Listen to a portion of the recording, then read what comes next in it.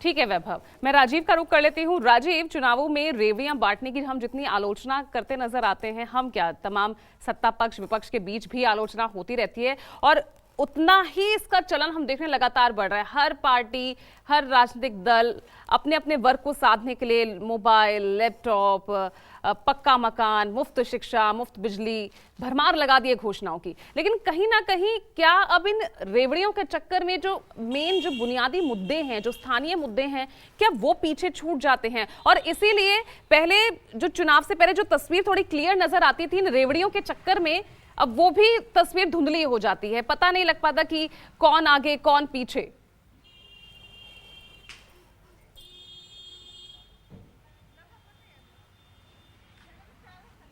देखिए पूजा, कई बार मैं ये बात कहा हूँ, एक कहावत कही जाती है, अक्सर आपने भी पढ़ी होगी और कई बार मैं आपके कार्यक्रम में भी कह चुका हूँ कि जिस देश की जनता लोभी लालची होती है उस देश का राजा ठग होता है। तो ये उसी तरह की कहावत की बात है कि ये जो जनता है उसे अभी जितना प्रलोभन दिया जा रहा है, जितनी रेवड़ियाँ बांटी जा रही हैं, उसे ऐसा लगता है कि ये सरकार आएगी तो इतना पैसा मिल जाएगा, ये फ्री मिल जाएगा, वो फ्री मिल जाएगा। दरअसल ये कहीं और से तो आता नहीं है।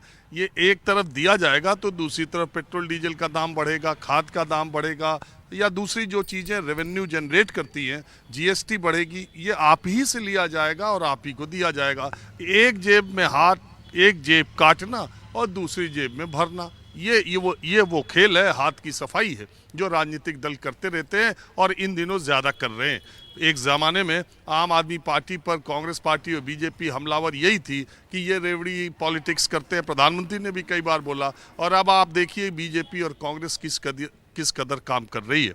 देखिए, गंभीर मसला ये नहीं है पूजा, गंभीर मसला ये है कि इस देश में जो 43-45 साल का आदमी है, वो जब 25 साल पहले पहली बार मतदाता बना था, तब से इस देश में केंद्र में भारतीय जनता पार्टी की 15 साल की और कांग्रेस की 10 साल की सरकार है और इन दोनों ने ही देश पर राज किया है पिछले 25 सालों में। और 43-44 साल का जो युवा है, महिलाएं या पुरुष, वो 45 साल से नीचे की अगर जनसंख्या आप पूरी जनसंख्या के हिसाब से देखेंगे तो वो 50% के आसपास बैठती है।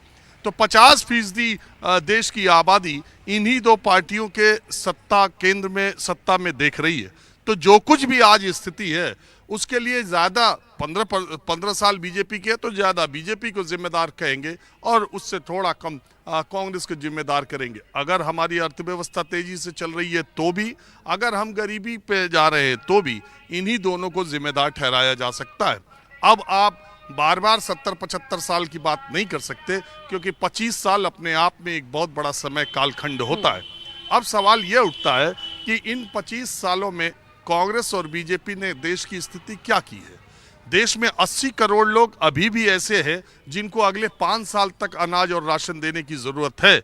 इसका मतलब ये दोनों विरोधाभासी चीजें हैं कि दुनिया की सबसे तेज अर्थव्यवस्था, 5 ट्रिलियन की इकॉनमी, ये दोनों चीजें मैच नहीं करती हैं। इसका मतलब कि कुछ लोग तेजी से अमीर होते चले जा रहे हैं और कुछ लोग जो नीचे हैं उन्हें अभी खाने का संकट, खाद्यान्न का संकट है। सरकार उन्हें पैसा न दे तो शायद खा न सके।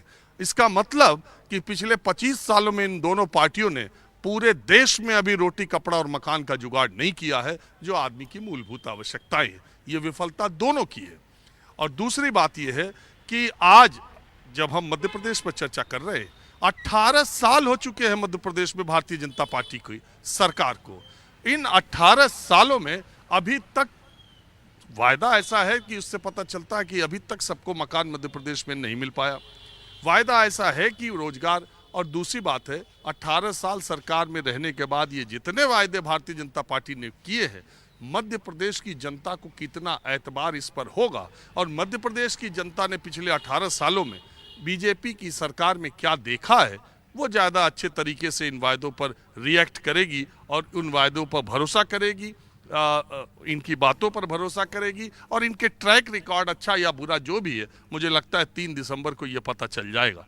दूसरी तरफ कांग्रेस पार्टी की सत्ता पाने की बेचैनी उसे किसी भी हद तक गारंटी देने के लिए बात कर रही है। ओपीएस और तमाम ऐसे मुद्दे हैं जो कि वो लगातार ऐसी बातें कर रही है। और ये हिमाचल और कर्नाटक के चुनाव से शुरू किया और उसमें जो जीत का स्वाद लगा है, ये गारंटी देने का प्रचलन कांग्रेस पार्टी में बढ़ा है। अब उसे इसी स्तर से, इसी तरीके से आम आदमी पार्टी की तर्ज पर ही दूसरी जगहों पर जाकर जहां वो प्रमुख शक्ति है, मुझे लगता है कि वो इसी की नकल पर ही सत्ता प्राप्ति के लिए किसी भी तरह की गारंटी देने के लिए तैयार है। जनता को ये समझना चाहिए कि ये सारी गारंटी और रेवड़ियां एक तरफ से दी जाएंगी, दूसरी तरफ से ली जाएंगी, लेकिन अफसोस ये है कि जनता दूर का फायदा कम देख पाती है।